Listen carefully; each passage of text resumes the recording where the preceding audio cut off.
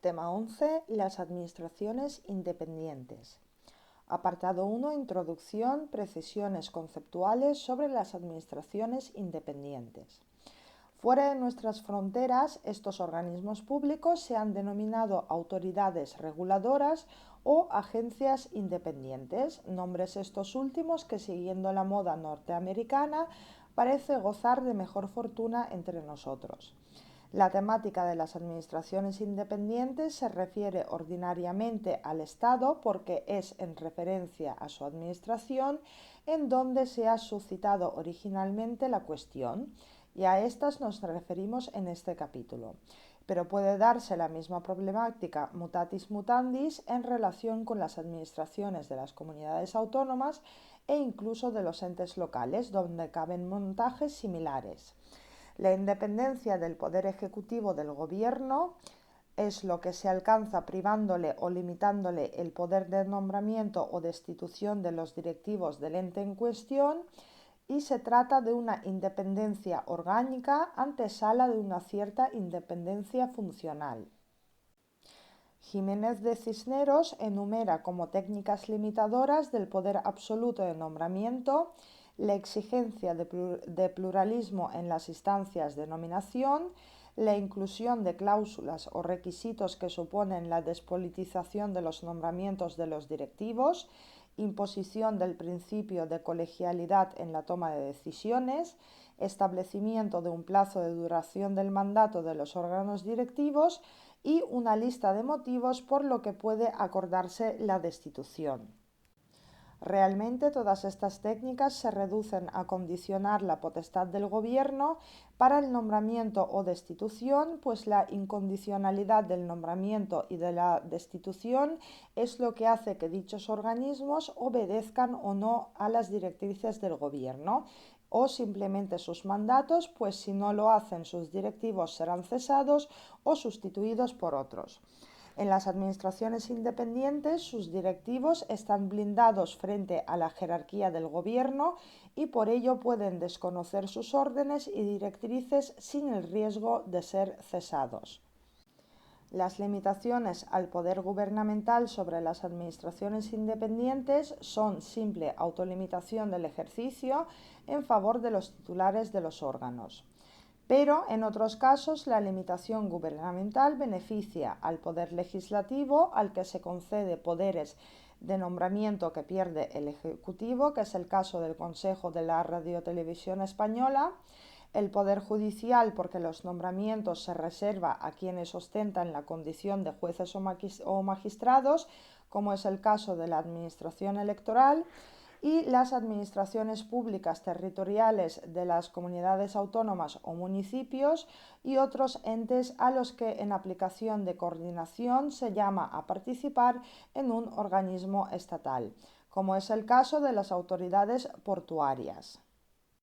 Desde una perspectiva material, no se trata de creer ingenuamente que allí donde la ley condiciona el poder de nombramiento o destitución del gobierno, se opera por ese solo dato de gracia, de la neutralidad y de la independencia respecto a aquel. En definitiva, independencia quizás es una expresión excesiva para aplicarla a unos organismos y a sus titulares que no pueden ir muy lejos sin el concurso del gobierno.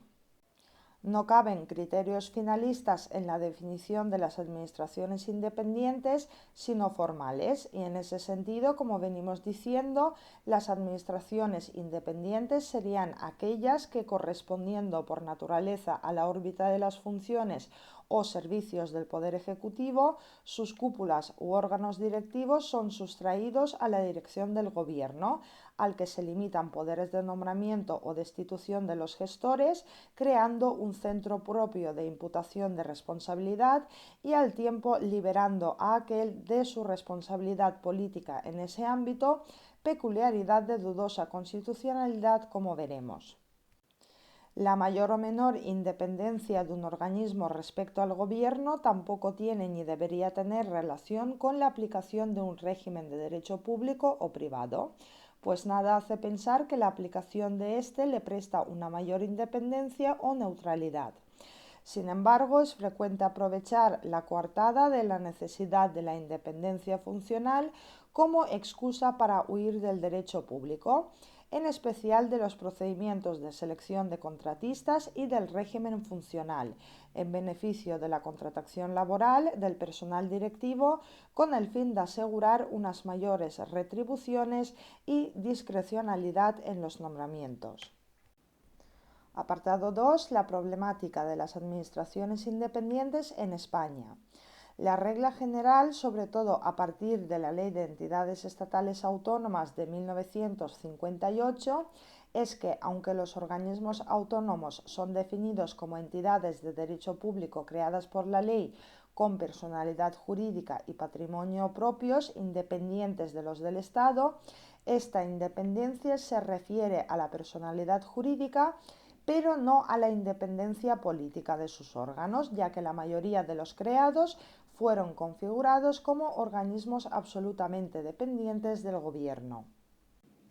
Incluso antes podría citarse como administraciones funcionalmente independientes las Reales Academias, integradas todas ellas en el Instituto de España, cuya tradición se remonta al siglo XVIII y en el que se da al máximo grado de independencia, pues los titulares de sus órganos de gobierno se eligen por cooptación sin interferencia alguna del gobierno.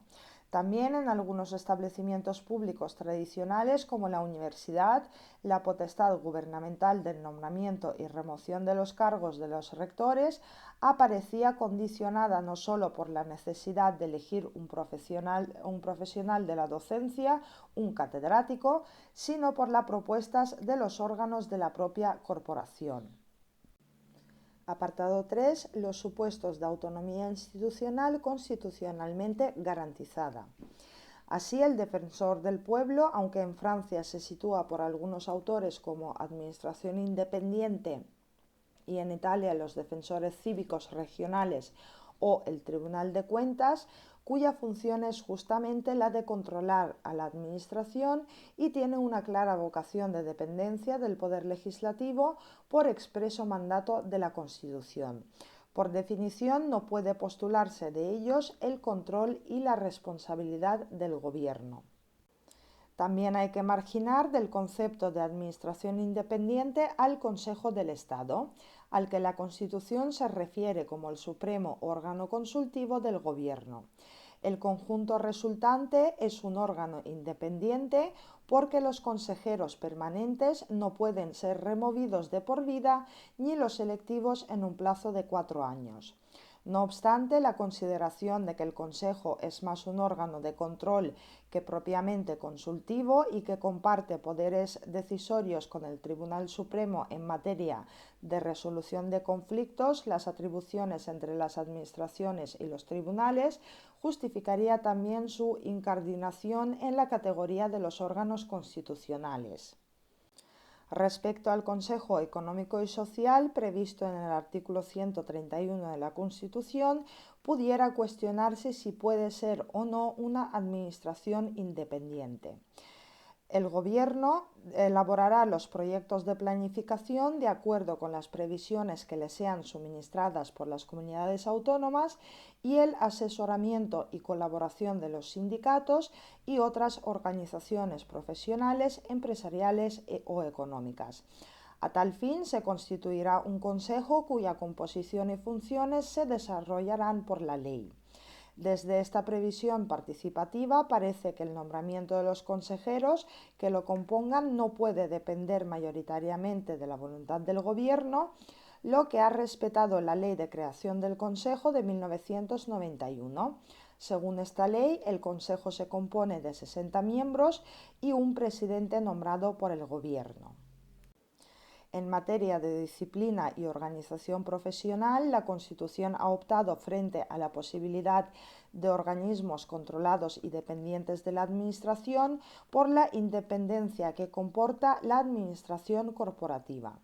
En todo caso, esta previsión constitucional descarta cualquier problema de constitucionalidad al haber sido exonerada explícitamente de la obediencia directa del Ejecutivo. En el caso de las universidades, en cumplimiento de la Constitución, todos ellos son elegidos por los miembros de la comunidad universitaria, concepto que incluye, además de los profesores, el personal no docente y a los alumnos.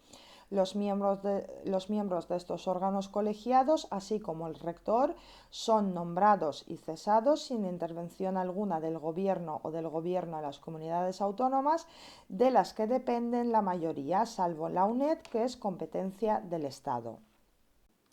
El respeto a la autonomía universitaria ha llevado a atribuir las funciones de ordenación, coordinación, planificación, propuesta y asesoramiento de las universidades a una administración independiente, el Consejo de Coordinación Universitaria, que la LOU define como el máximo órgano consultivo y de coordinación del sistema universitario. En cuanto a la organización del sistema universitario en su conjunto, el Consejo de Coordinación Universitaria, ciertamente independiente del Gobierno, bien pudiera calificarse de órgano consorcial obligatorio, pero sin personalidad, en el que participan el Gobierno, las universidades, las comunidades autónomas, el Congreso y el Senado.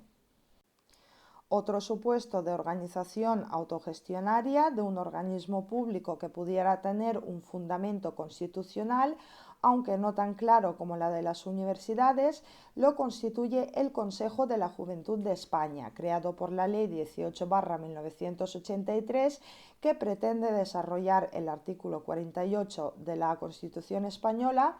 estableciendo que los poderes públicos promoverán las condiciones para la participación libre y eficaz de la juventud en el desarrollo político, social, económico y cultural. El Consejo que esta ley diseña es una entidad de derecho público con personalidad jurídica y patrimonio propio y plena capacidad para el cumplimiento de sus fines, que se concretan en una actividad de fomento juvenil y en la colaboración con la Administración. En los órganos rectores de este organismo, la Asamblea y la Comisión Permanente, no existe ningún miembro designado por el Gobierno, formándose exclusivamente por los delegados de las diversas asociaciones que pueden ser miembros del Consejo en un número variable según el grupo en el que se clasifiquen y en función del número de afiliados y ámbito de implantación. Otro supuesto de administración independiente es el ente público de Radiotelevisión Española, cuyo modelo han seguido las televisiones autonómicas y cuyas singularidades organizativas se intentan justificar en la Constitución, que establece que la ley regulará la organización y el control parlamentario de los medios de comunicación social dependientes del Estado o de cualquier ente público, y garantizará el acceso a dichos medios de los grupos sociales y políticos significativos, respetando el pluralismo de la sociedad y de las diversas lenguas de España. La intervención del Poder Legislativo en la organización y control de Radiotelevisión Española, y lo mismo puede decirse de las televisiones autonómicas, ha resultado tan determinante que bien pudiera calificarse a la Radiotelevisión Española como un servicio público parlamentario. En efecto, el Estatuto de Radio y Televisión de 1980 configuró a la Radiotelevisión Española como un órgano supremo del ente al Consejo de Administración, formado por 12 miembros que eligen por mitad y por mayoría de 3/5 el Congreso y el Senado. Este Consejo de Administración lo es a su vez de las sociedades gestoras, ostentando sobre el ente público y sobre estas las más importantes facultades. La responsabilidad y presencia del Gobierno se articulaba a través de su facultad de nombrar al director del ente público, que también ejercía funciones directivas sobre las sociedades gestoras. La Ley 17/2006 de la radio y la televisión de titularidad estatal modifica la anterior y crea la Corporación de Radio-Televisión Española como una sociedad mercantil estatal. Asimismo, el Congreso, de entre los consejeros designados, designará al presidente de la Corporación y del Consejo de Administración, el cual desempeñará la dirección ejecutiva ordinaria de la misma, actuando conforme a los criterios, objetivos generales o instrucciones que establezca el referido Consejo. Justamente esta previsión es la que hace constitucionalmente inviable la actual fórmula, puesto que el control parlamentario no se compagina con el hecho de hacer a las Cortes las verdaderas responsables de la gestión del ente a través de su competencia para nombrar a los gestores de este, pues cualquier posterior censura sobre estos en aras de control se vuelve, en cierto modo, en autocensura de las Cortes.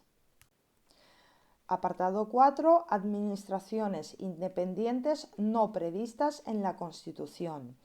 Estas son el Consejo de Seguridad Nuclear, el Banco de España, la Comisión Nacional del Mercado de Valores, la Agencia Española de Protección de Datos, Comisión del Mercado de las Telecomunicaciones, la Comisión Nacional de Energía y la Autoridad Independiente de Responsabilidad Fiscal. Veamos en qué consiste cada una. Si los diseños del Consejo de la Juventud y de Radio Televisión Española responden, a nuestro juicio, a diseños basados en interpretaciones contrarias a la Constitución, otras administraciones independientes se han constituido sin mención alguna en aquella y sin reparar en si es o no constitucionalmente lícito que se sustraigan al Gobierno los poderes de nombramiento y remoción de los titulares de sus órganos de dirección. Es el caso extraordinariamente significativo del Consejo de Seguridad Nuclear, creado por la Ley 15/1980 con competencias en seguridad nuclear y protección radiológica, y en el que la pérdida del poder y responsabilidad gubernamental se hace en beneficio del poder legislativo. Como advierte Sala Archer, la nota de la independencia recogida ya en el artículo 1 de la ley y reiterada en varias ocasiones no es una concesión semántica ni una imprecisión del legislador. Por el contrario, la independencia de este organismo frente al Gobierno fue, a lo largo de la tramitación parlamentaria del proyecto, el eje en torno al cual giraron los debates en punto clave de la ley. De esta forma se asegura una cierta independencia y estabilidad de los directivos del Consejo de Seguridad Nuclear frente al Gobierno y se corresponsabiliza al órgano legislativo en los resultados de su funcionamiento. Su misión es la de asegurar la objetividad de las consultas electorales, lo que ha llevado a una jurisdiccionalización y neutralización de su composición, estando integrada en la Junta Central en su mayoría por magistrados profesionales, en cuyo nombramiento no tiene influencia alguna el Gobierno, pues son nombrados mediante insaculación por el Consejo General del Poder Judicial y por otros juristas cualificados, catedráticos del derecho, por el Gobierno a propuesta de las organizaciones políticas. Con arreglo a la técnica del mandato de plazo fijo, se ha pretendido asegurar una cierta neutralidad o independencia del Gobierno a organismos que tradicionalmente la vienen reclamando por sus trascendentales funciones económicas, como ocurre con el Banco de España, entre otros casos, y al que la Ley 30/1980 dotó de autonomía respecto a la administración del Estado, como asimismo lo hace la ley vigente de 1994. La autonomía orgánica consiste en la inamovilidad del gobernador, subgobernador y los 6 consejeros que con aquellos se integran en el Consejo General del Banco, durante un mandato de 6 años, los cuales, una vez nombrados por el Gobierno, no pueden ser separados libremente por él, sino por incapacidad permanente para el ejercicio de sus funciones, incumplimiento grave de sus obligaciones, incompatibilidad sobrevenida o procesamiento por delito doloso. Además, el Banco de España se beneficia de ciertas garantías de independencia funcional, pudiendo elegir con autonomía los medios necesarios para ejecutar los objetivos de política monetaria fijados por el Gobierno, entre otras dictando las normas precisas para el ejercicio de sus competencias, las conocidas como circulares del Banco de España, que son verdaderos reglamentos. Al mismo modelo responde la organización de la Comisión Nacional del Mercado de Valores, creada por la Ley 24/1988, que ha sufrido una modificación importante por la Ley 37/1998.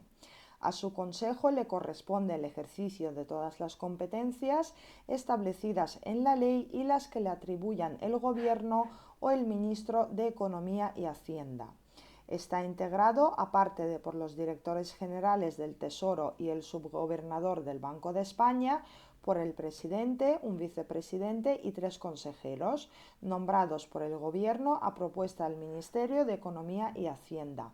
entre personas de reconocida competencia en materias relacionadas con el mercado de valores. Con más razón puede considerarse administración independiente el Tribunal de Defensa de la Competencia, por cuanto la Ley de 1963 tuvo muy presente el modelo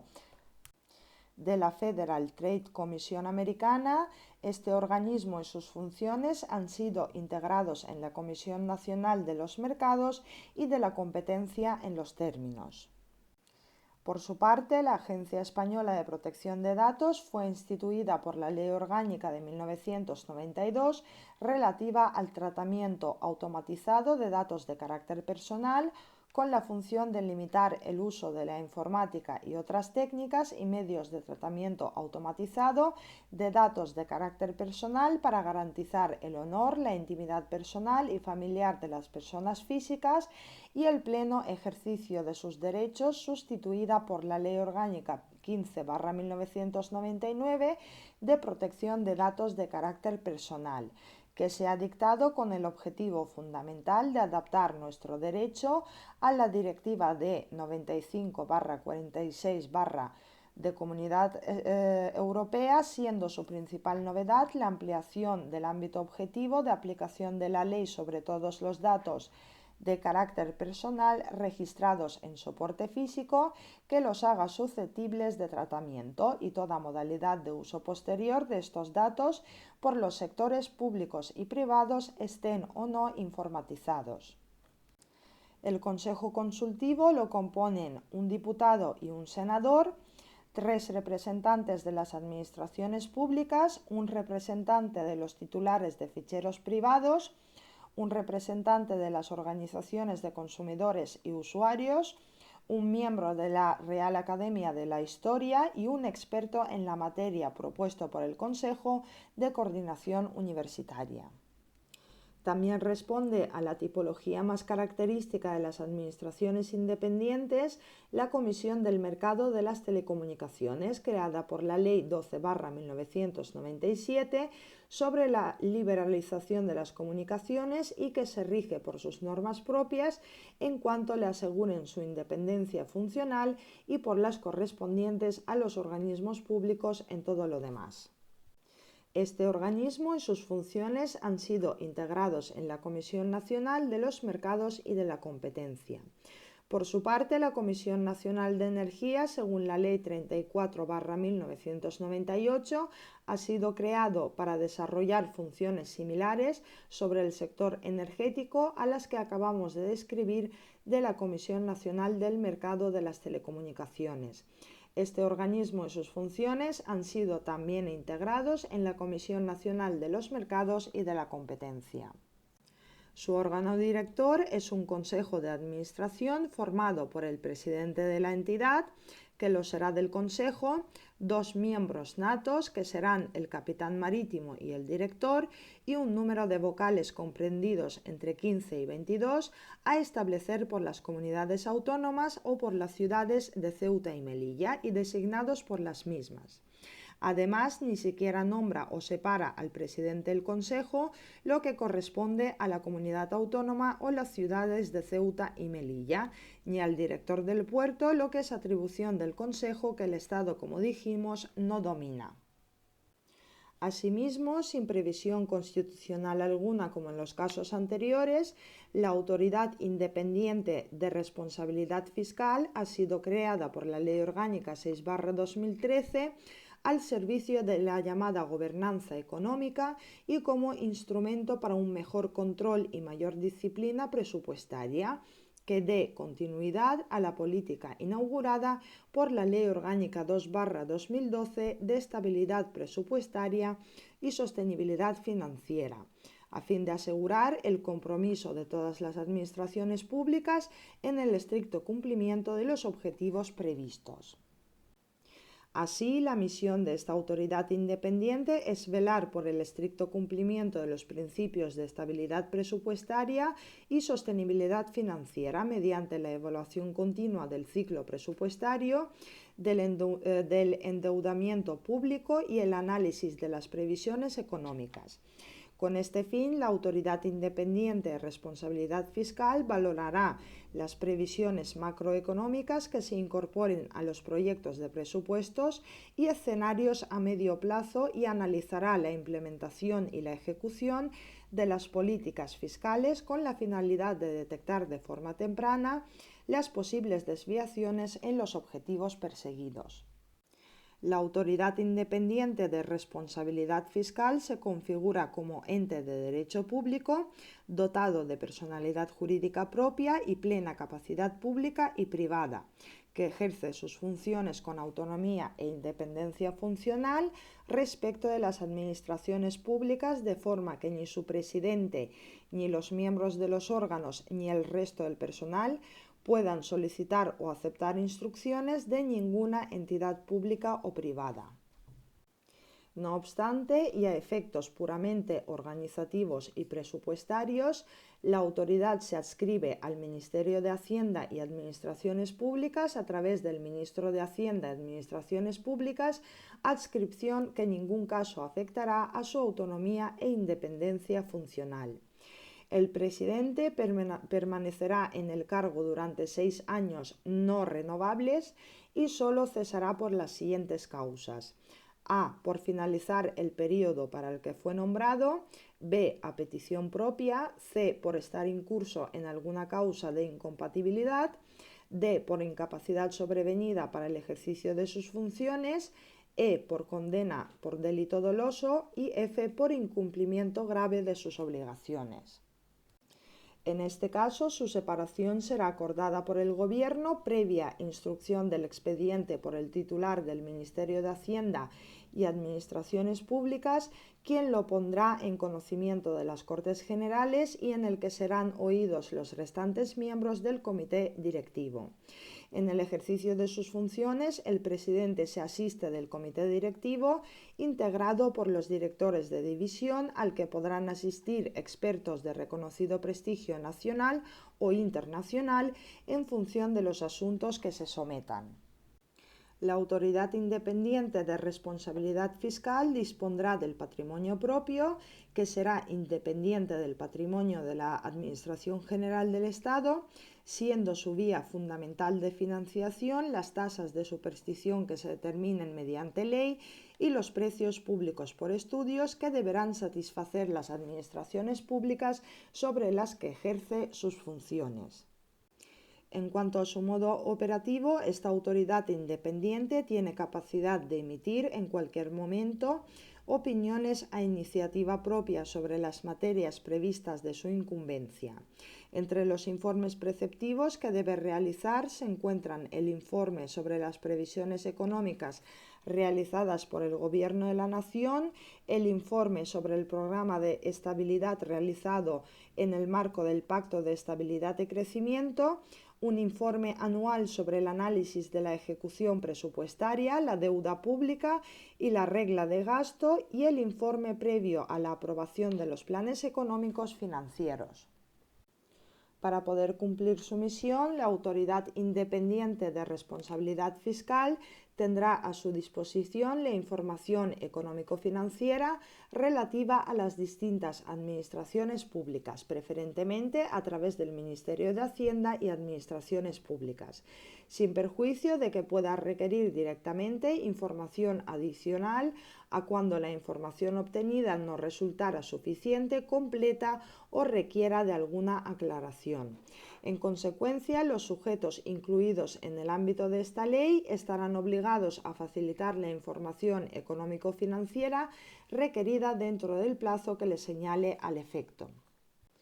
La Ley 19/2013 de Transparencia, Acceso a la Información Pública y Buen Gobierno crea como una administración independiente al Consejo de Transparencia y Buen Gobierno, que tiene una triple finalidad.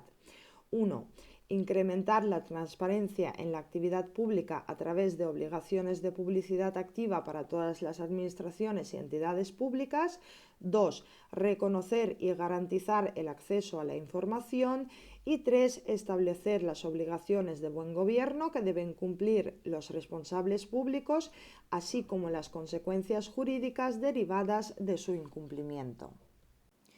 El ámbito subjetivo de la ley y, por consiguiente, aquel en que el Consejo de Transparencia y Buen Gobierno ejercita sus competencias, comprende la Administración General del Estado y todos los organismos institucionales que de ella dependen, y se extiende a la Casa de Su Majestad el Rey, al Congreso de los Diputados, al Senado, al Tribunal Constitucional, al Consejo General del Poder Judicial, así como al Banco de España, Consejo de Estado, Defensor del Pueblo, Tribunal de Cuentas, Consejo Económico y Social y las instituciones autonómicas análogas en relación con sus actividades sujetas a derecho administrativo. El Consejo de Transparencia y Buen Gobierno es un organismo público de los previstos en la disposición adicional 10ª de la Ley 6/1997 de Organización y Funcionamiento de la Administración General del Estado. Tiene personalidad jurídica propia y plena capacidad de obrar y actuar con autonomía y plena independencia en el cumplimiento de sus fines, y lo integran la Comisión y el presidente del Consejo de Transparencia y Buen Gobierno, que lo será también de su comisión. La Comisión de Transparencia y Buen Gobierno estará compuesta por un presidente, un diputado, un senador, un representante del Tribunal de Cuentas, un representante del Defensor del Pueblo, un representante de la Agencia Española de Protección de Datos, un representante de la Secretaría del Estado de Administraciones Públicas y un representante de la Autoridad Independiente de Responsabilidad Fiscal. Al menos una vez al año, la Comisión convocará a los representantes de los organismos que, con funciones similares a las desarrolladas por ella, hayan sido creadas por las comunidades autónomas en ejercicio de sus competencias. A esta reunión podrá también ser convocado un representante de la Administración local propuesto por la Federación Española de Municipios y Provincias. Esta comisión no tiene atribuidas funciones relevantes realmente ejecutivas. Simplemente se le atribuye competencias informativas, evaluadoras del seguimiento de la aplicación de la ley y de la legislación, cuyas novedades ha de informar preceptivamente. El presidente del Consejo de Transparencia y Buen Gobierno será nombrado por un periodo no renovable de 5 años mediante Real Decreto a propuesta del titular del Ministerio de Hacienda y Administraciones Públicas, entre personas de reconocido prestigio y competencia profesional, previa comparecencia de la persona propuesta para el cargo ante la comisión correspondiente del Congreso de los Diputados.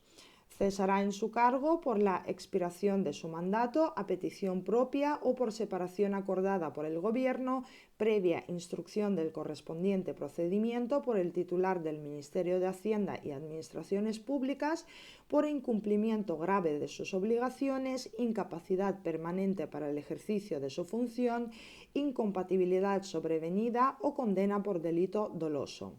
Para favorecer de forma decidida el acceso de todos a la información que se difunda, se crea el portal de la transparencia dependiente del Ministerio de la Presidencia, que facilitará el acceso de los ciudadanos a toda la información disponible exigida por la ley. Apartado 5. El organismo macrorregulador Comisión Nacional de los Mercados y de la Competencia.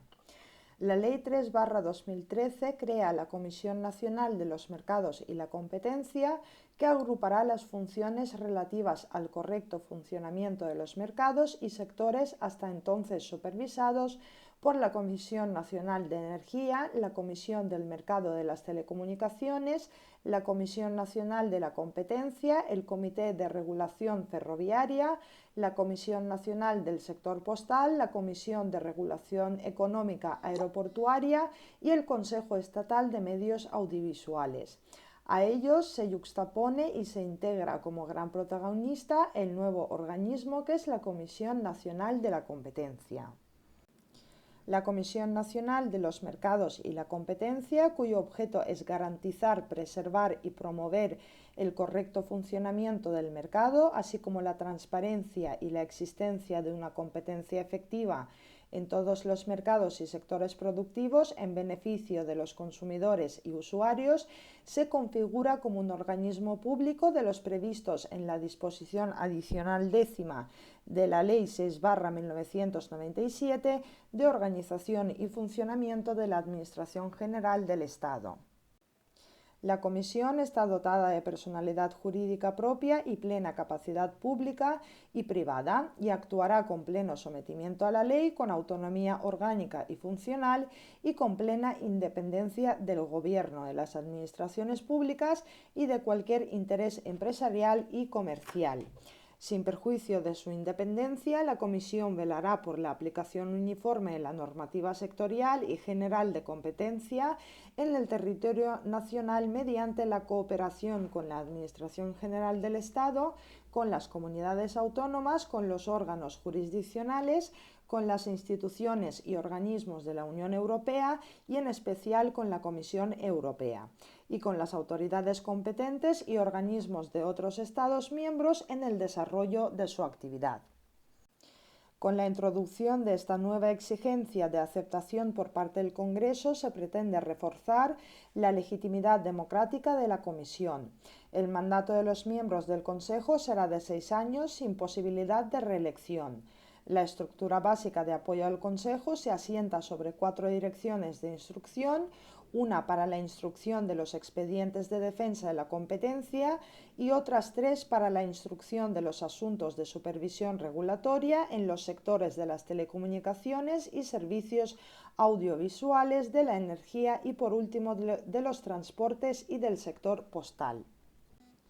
Las autoridades sectoriales se encargaron de asegurar la separación vertical de las empresas entre los sectores regulados y resolver los conflictos que pudieran surgir entre los diferentes operadores, especialmente en los casos en que era necesario garantizar el libre acceso a infraestructuras esenciales. Para garantizar, preservar y promover el correcto funcionamiento, la transparencia y la existencia de una competencia efectiva en todos los mercados y sectores productivos en beneficio de los consumidores y usuarios, la Comisión Nacional de los Mercados y la Competencia realizará las siguientes funciones. A. Supervisión y control de todos los mercados y sectores económicos. B. Realizar las funciones de arbitraje tanto de derecho como de equidad que le sean sometidas voluntariamente por los operadores económicos, y el ejercicio de esta función arbitral no tendrá carácter público. Y C. Aplicar lo dispuesto en la Ley 15/2007 en materia de conductas que supongan impedir, restringir y falsear la competencia sin perjuicio de las competencias que correspondan a los órganos autonómicos de defensa de la competencia en su ámbito respectivo y de las propias de la jurisdicción competente. A reseñar que la Comisión está investida de potestades públicas especialmente potentes para asegurar su autoridad sobre los sectores regulados, como son la potestad reglamentaria, la arbitral administrativa distinta de la voluntaria y conforme al derecho privado anteriormente mencionada, y la potestad sancionadora. En relación con su potestad reglamentaria, la Comisión Nacional de los Mercados y de la Competencia podrá dictar las disposiciones de desarrollo y ejecución de las leyes, reales decretos y órdenes ministeriales que se aprueben en relación con los sectores sometidos a su supervisión cuando la habiliten para ello. Estas disposiciones adoptarán la forma de circulares de la Comisión Nacional de los Mercados y la Competencia. En el procedimiento de elaboración de las circulares se dará audiencia a los titulares de derechos e intereses legítimos que resulten afectados por las mismas directamente o a través de las organizaciones y asociaciones reconocidas. Las circulares tendrán carácter vinculante para los sujetos afectados por su ámbito de aplicación una vez que se publiquen en el BOE. La potestad arbitral o resolutoria de conflictos regula los numerosos supuestos de litigios que pueden suscitarse entre los operadores en los sectores regulados. En la resolución de estos conflictos, la Comisión resolverá acerca de cualquier denuncia y adoptará una resolución para resolver el litigio lo antes posible o en un plazo de 3 meses desde la recepción de la informacional resolución dictada, que será vinculante para las partes sin perjuicio de los recursos que procedan. La potestad sancionadora se ejercerá de acuerdo con lo previsto en las leyes reguladoras de los diversos sectores, debiéndose garantizar la separación funcional entre la fase instructora, que corresponde al personal de la dirección correspondiente en virtud de la materia, y la resolutoria, que corresponde al Consejo. El procedimiento sancionador se ajustará a lo establecido en esta ley y en lo previsto por la Ley 30/1992. La resolución del procedimiento pondrá fin a la vía administrativa y contra ella podrá interponerse un recurso contencioso administrativo. En materia de recursos, la ley determina que se siguen las reglas generales con algunas matizaciones. Los actos y decisiones de los órganos de la Comisión distintos del presidente del Consejo podrán ser objeto de recurso administrativo conforme a lo dispuesto en la Ley 30/1992. No obstante, respecto a los actos dictados en la aplicación de la Ley 15/2007, únicamente podrán ser objeto de recursos aquellos a los que hace referencia el artículo 47 de dicha ley, y los actos y resoluciones del presidente y del Consejo en pleno y en salas de la Comisión Nacional de los Mercados y la Competencia, dictadas en el ejercicio de sus funciones públicas, que pondrán fin a la vía administrativa y no serán susceptibles de recurso de reposición, siendo únicamente recurribles ante la jurisdicción contencioso administrativa.